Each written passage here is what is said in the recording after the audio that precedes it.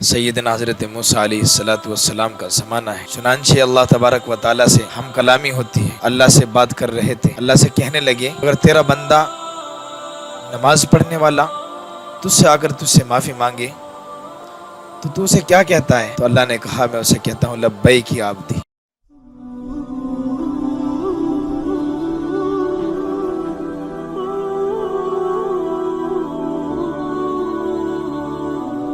سیدنا حضرت موسیٰ علیہ السلام کا زمانہ ہے۔ چنانچہ اللہ تبارک و تعالیٰ سے ہم کلامی ہوتی ہے۔ ایک مرتبہ حضرت موسیٰ علیہ السلام اللہ سے بات کر رہے تھے طور پہاڑ پر۔ اللہ سے کہنے لگے اے اللہ اگر تیرا کوئی بندہ صائم یعنی روزے دار تجھ سے آ کر معافی مانگے تو اسے کیا کہتا ہے؟ تو اللہ نے کہا میں اسے کہتا ہوں لبیک یا عبدی۔ اور اگر تیرا بندہ نماز پڑھنے والا تجھ سے آ کر تجھ سے معافی مانگے تو اسے کیا کہتا ہے؟ اللہ نے کہا میں اسے بھی لبیک کہتا ہوں۔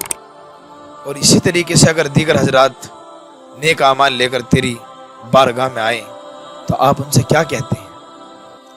اللہ نے کہا میں ان سے بھی لبیک کہتا ہوں۔ چنانچہ حضرت موسیٰ علیہ السلام پوائنٹ پر پہنچے اور معلوم کیا ربا اگر تیرا بندہ کوئی عاصی نافرمان تیری بارگاہ میں آئے اور وہ تجھ سے کہے کہ اے میرے رب میں تیری بارگاہ میں آ چکا ہوں تو اسے کیا کہتا ہے؟ چنانچہ اللہ تبارک و تعالیٰ نے کہا موسیٰ یاد رکھ جو میرا بندہ صائم اور نماز پڑھنے والا اور روزے اور زکوٰۃ کے ادا کرنے والا میرے سامنے آ کر مجھے پکارتا ہے میں انہیں ایک ایک مرتبہ لبیک کہتا ہوں، لیکن جب میرا عاصی نافرمان میرا بندہ میری خدمت میں میری بارگاہ کے اندر آتا ہے اور مجھے پکارتا ہے تو میں اسے کہتا ہوں لبیک یا عبدی، لبیک یا عبدی، لبیک یا عبدی، او میرے بندے میں حاضر ہوں، میں حاضر ہوں، میں حاضر ہوں۔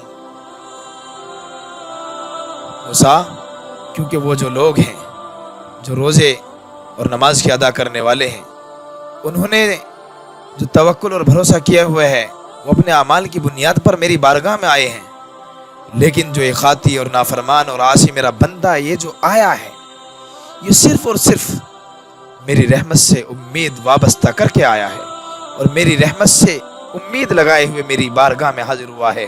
اور میں پہلے ہی قرآن کریم کے اندر پکار کر کہہ چکا ہوں وَمَن يَتَوَكَّلْ عَلَى اللَّهِ فَهُوَ حَسْبُهُ کہ جس نے میری ذات پر توکل اور بھروسہ کر لیا میں اس کے لیے کافی ہوں، میں اس کے لیے کافی ہوں، میں اس کے لیے کافی ہوں۔